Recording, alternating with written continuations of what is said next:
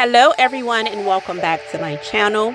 In this video I'm going to be making what I've always been known to be called brown sugar fudge, but I've recently learned that it's also called Penuche, so that's what we're going to be making today.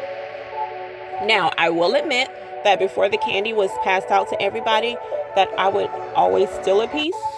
Don't judge me, I've grown since then. I've also learned how to make it myself, so let's get right to it. Okay, so I'm starting off with brown sugar and salt in a medium saucepan, and to that I'm going to whisk in my evaporated milk. Now I've seen recipes where others use heavy cream or whole milk, but we're sticking with the evaporated milk in this recipe. Okay, and to that we're just going to add in a corn syrup, and we're going to whisk this mixture until it's well combined.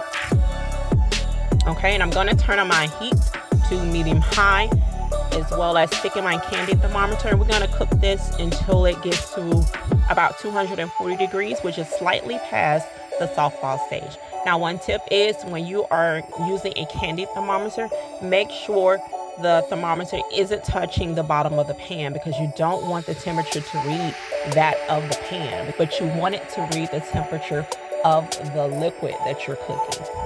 Okay, and here we are, nice and bubbly, and we are at 240 degrees. So I'm going to go ahead and take this off of the heat, and I'm going to stir in my butter, and then I'm going to add in my vanilla as well. And I'm just stirring it until it's melted and everything is dissolved. Okay, so I'm just going to give it a moment to cool down. I want it to be lukewarm before I start to beat it. Okay, and here I have a handheld mixer. If you don't have a mixer, you can use a whisk or even a wooden spoon. And what you want to do is just beat the mixture until it's no longer shiny.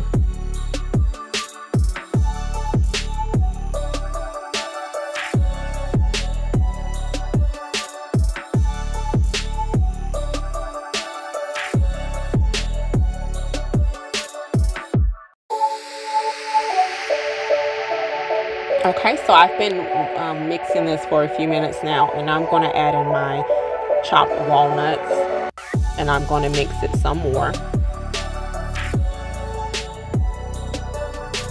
Okay, now once this mixture cools down, you got to work fast. So I already have my 8x8 pan buttered and ready for me to pour in here. You do not want to waste time with this, because it will set up on you quick. If that does happen, just turn your heat back on and it'll melt back down, and you can go ahead and do what you got to do. Okay, so I'm just pouring my mixture into here, and I'm going to let it sit until it is cooled down and ready to be cut. And I just wanted to show you all how fast it sets. I literally went from the table to the kitchen sink to drop off my utensils and get them in some hot water. Came back, took me no more than 2 minutes, and look at it. Won't move. All right, so here we are, and I actually let this set for about an hour. And when I say I am so giddy while I am cutting this candy, it just really does something to my heart. Okay, and I started off wanting to cut it in squares, but I think I'm actually going to break it into pieces, because I really like that rustic look of it all, and it just really reminds me of how my grandmother used to do it. We call it Big Mama. Yeah, and it's just so exciting because you dig up in there and it's like, oh, I got the big piece. Yeah.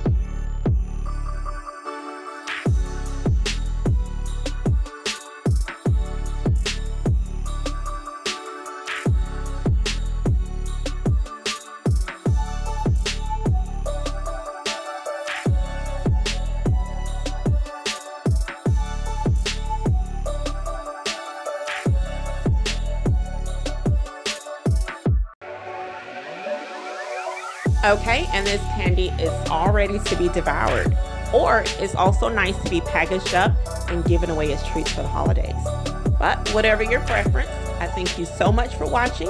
Please remember to like, comment, and subscribe, and I hope you have a happy holiday.